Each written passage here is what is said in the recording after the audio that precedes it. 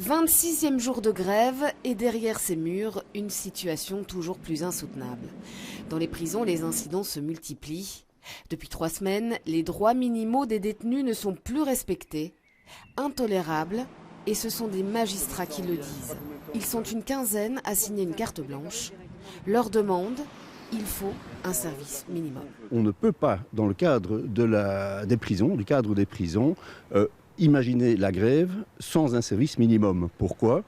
Parce qu'il y a dans ce pays 11 000 détenus qui sont livrés à eux-mêmes, seuls, dans leurs cellules. Quasi plus d'accès aux préaux et aux visites, repas servis en une fois au mépris des conditions d'hygiène. S'ils comprennent le mouvement des grévistes, les signataires du texte en appellent au respect de la dignité des détenus. Mais un service minimum, les syndicats ne veulent pas en entendre parler.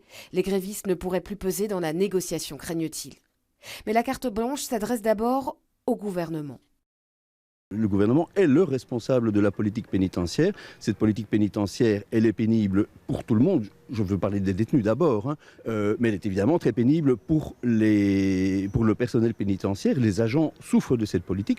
Et de demander aux responsables politiques d'entendre les appels du personnel pénitentiaire et d'organiser au plus vite, face à l'urgence, un service minimum.